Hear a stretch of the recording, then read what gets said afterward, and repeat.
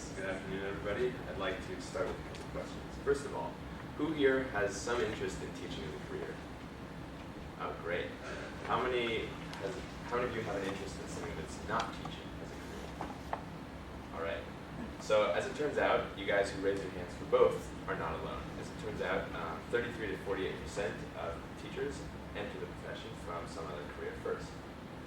And these people have a unique skill set and unique needs when they enter the teaching profession. And so my project is how do we handle these second career teachers such that we can have the best impact on the education of our students. So my talk will be organized into 4 parts. First, I'll talk about the primary interviews that I conducted. Then I'll go into the specific needs of second career teachers in the induction process. Then I'll talk about the unique skills they bring to the classroom. And lastly, I'll talk about why a better induction process is needed so that we can best improve the education of students. Okay, first of all, the primary interviews that I conducted, I had 3 interviews at my old high school and my junior high. And the first interview was Mr. John Hammond. He's an 8th grade U.S. history teacher with background in law, politics, and real estate. Next, there's Robert Freeman. He teaches 9th, 10th, and 12th grades, economics and history, and background as a high-tech executive. Lastly, Christy Dawson. She's an administrator, also teaches the associated student body, and has a background as a professional actor and studied family counseling in school. So if you have any more questions on my primary research, feel free to ask me at the end of the presentation.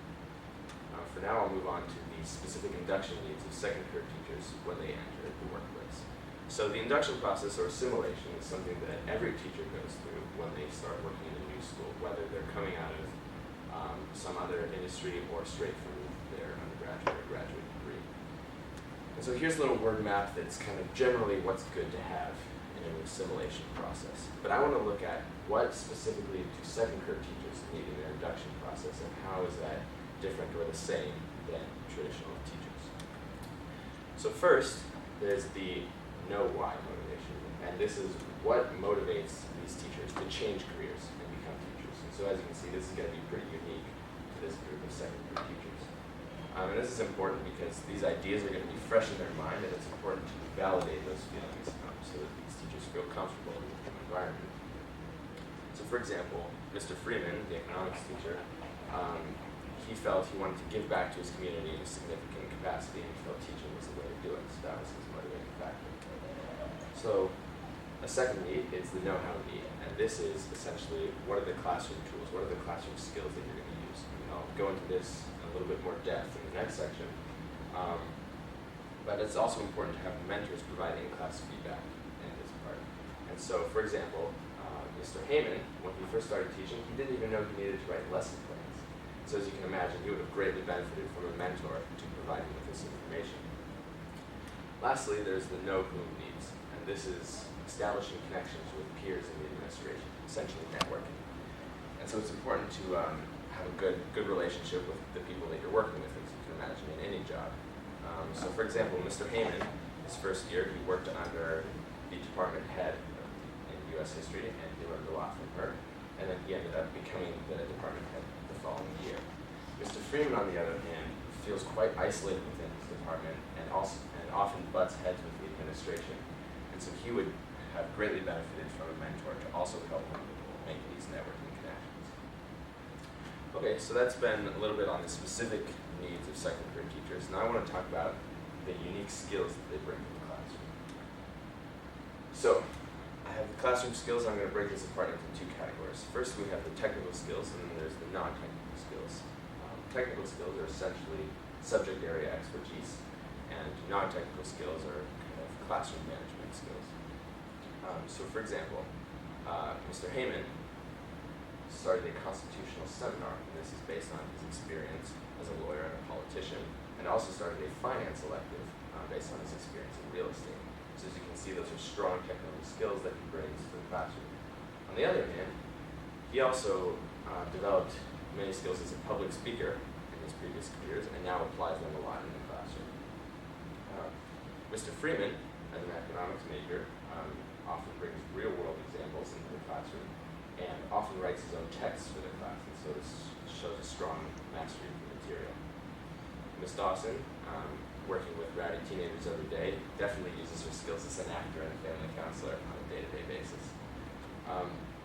So these are just some of the classroom skills that second career teachers bring. And if you'll notice, each individual has a huge variety of skills, and they don't necessarily cross over from person to person. So each individual has a totally unique set of skills, and that needs to be taken into consideration when determining how to best handle them in a classroom environment.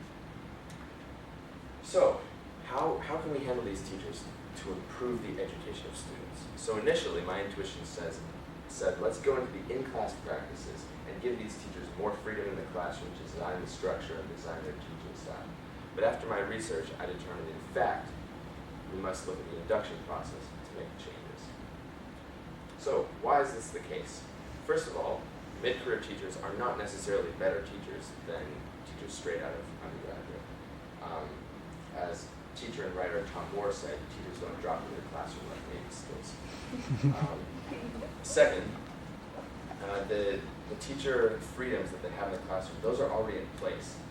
So as I talked to Christy Dawson, she mentioned that the only restrictions they impose on teachers in the school are some curriculum standards to ensure fairness across class sections. But when it comes to teaching style, teachers have complete freedom with that. And when I talked with Mr. Freeman and Mr. Heyman, they both confirmed that in both their opinions and their actions.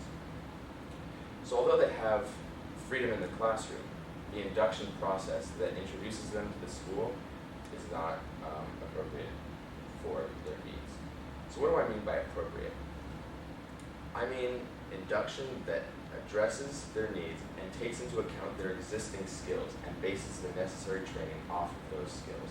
So don't provide redundant training for skills that they already have, but also don't assume that they have skills that they might not.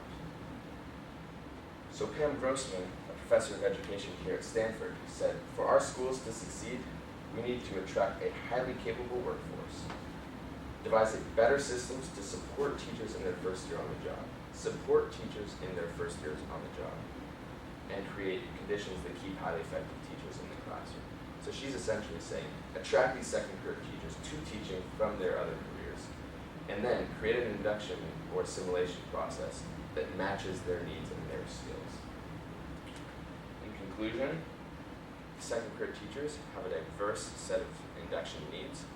They bring certain skills to the classroom, though you cannot assume that one teacher has any particular set of skills. And lastly, we need induction programs to address teacher-specific needs and their existing skills so that we can best ensure a quality learning environment for our students. Thank you. Thank you, Mark.